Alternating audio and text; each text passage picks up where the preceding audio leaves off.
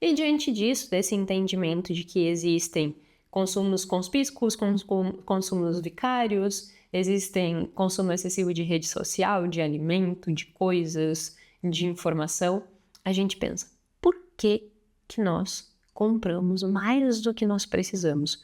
Quais são os motivos pelos quais isso acontece, né? E aí é exatamente isso que a gente vai entender agora, que o artigo traz de uma forma bem estruturada, porque ele faz um compilado desses 62 artigos e nos traz o resumo dos motivos pelos quais as pessoas têm esse consumo excessivo. E aí ele subdivide em categorias de fator psicológico, fator social, fator financeiro, fator tecnológico e fator ambiental. Vamos começar pelo psicológico, que eu julgo ser um dos mais importantes, inclusive, né? Olha que interessante. O primeiro fator psicológico que ele sugere é sentimento de solidão. É como se a aquisição de coisas ela fosse tapar um buraco emocional mesmo, sabe? E aí essa sensação de solidão desperta uma necessidade de regulação emocional. Tá, eu preciso fazer alguma coisa para que eu não me sinta só. E aí, por vezes, a aquisição de produtos, por vezes, a aquisição de coisas é uma forma da pessoa regular essa emoção e não se sentir só. É aquilo assim, digamos que a pessoa tenha uma crença de desvalor, que ela, ou de desamor, melhor, né? Que é, ninguém me ama, ninguém me quer, ninguém gosta de mim, eu não sou amado, eu nunca vou ter um bom relacionamento. A pessoa tem uma crença de desamor muito forte, que é uma das crenças nucleares discutidas dentro da TCC. E diante disso, a pessoa olha e diz assim, bom, eu vou comprar, porque se ninguém me ama, ninguém me quer, pelo menos eu tenho um celular novo, um carro não sei o quê, um não sei o quê, e ela vai tentando preencher, né, esses vazios, esse sentimento de solidão com consumo excessivo. Isso é bem natural. E tem um Reels meu, eu acho que foi no Primo Show, no Pobre Show, né? Que é o podcast do Eduardo, o Primo Pobre. Vários nomes, eu me engano com os nomes às vezes, né? Mas é Pobre Show. Esses dias eu tava falando com uma pessoa no direct e aí eu disse Primo Show, Pobre Show, não, nem sei mais o que eu disse, e Primo Pobre Show, alguma coisa assim. E ela disse, não, não é esse o nome. E aí eu fiquei, meu Deus, eu tenho que dizer o nome certo.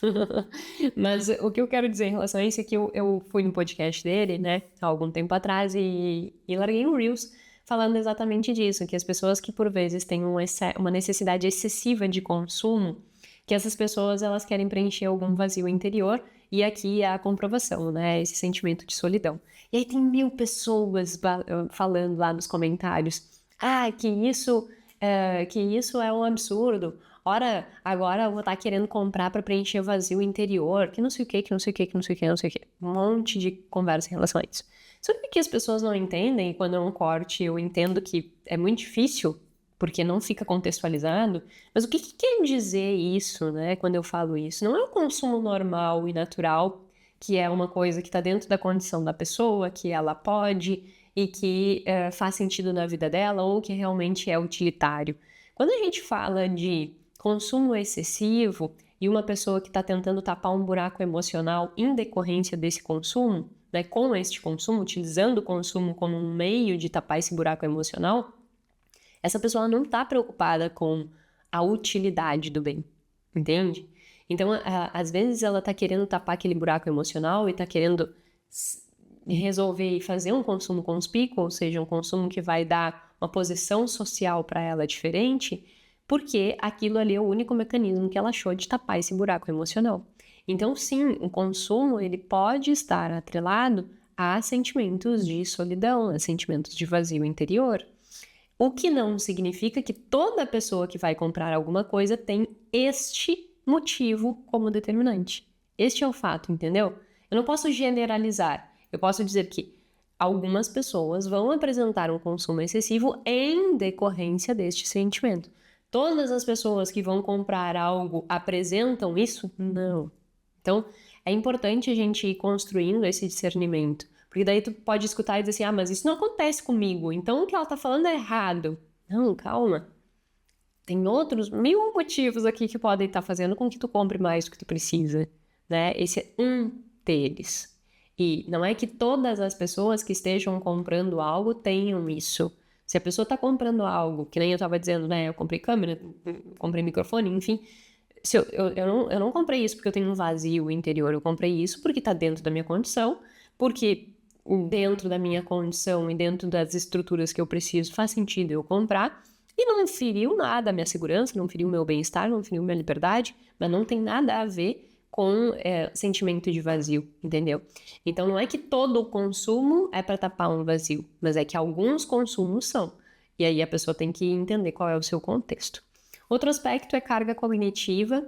Eu fiz um episódio aqui, foi o primeiro episódio do podcast, sobre autocontrole, que eu demonstrei exatamente o fato de que nós temos uma capacidade limitada de autocontrole. E um dos estudos que eu já mencionei aqui também várias vezes é um estudo que ele pega pessoas saindo de uma loja, essas lojas muito grandes de produtos que vendem um pouco de tudo, né? Só que nos Estados Unidos, tipo essas lojas gigantescas. E aí eles ficavam na porta da pessoa, na porta da loja, depois que a pessoa ficou 2 horas lá dentro, e perguntavam assim: qual a tua disposição de fazer planejamento financeiro agora? E as pessoas não tinham disposição nenhuma de fazer planejamento financeiro depois de 2 horas dentro da loja. Por quê? Porque acontece um negócio que se chama esgotamento do ego, né? É esgotar a minha capacidade de autocontrole depois de ter exercido muito autocontrole em período anterior. Isso tem uma vasta discussão sobre isso na literatura, mas o que nós entendemos hoje é que, em certa medida, existe esse efeito, né? E quando tu tá sobrecarregado, tu realmente não consegue tomar uma boa decisão. Então, daqui a pouco tu vai comprar uma coisa excedente, não porque tu precisa, ou porque tu quer aparecer, ou porque tem solidão, ou nada disso. Tu vai comprar porque tu tava cansado. Tu tinha esgotado a tua capacidade cognitiva de raciocínio, e aí tu não conseguiu. Ou, por exemplo, uma outra coisa que esgota a capacidade cognitiva é a escassez. Se tu já está em escassez, e tem os 2 episódios, não. O episódio número 118 e 119, se eu não me engano, são sobre isso, né? Sobre escassez, que se tu não viu, eu sugiro ver.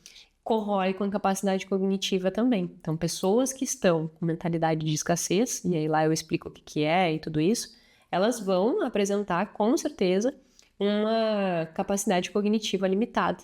E aí isso vai fazer com que elas se tornem mais imediatistas, que ela tenha um menor controle inibitório, e isso vai fazer com que elas possam comprar coisas sem nem pensar.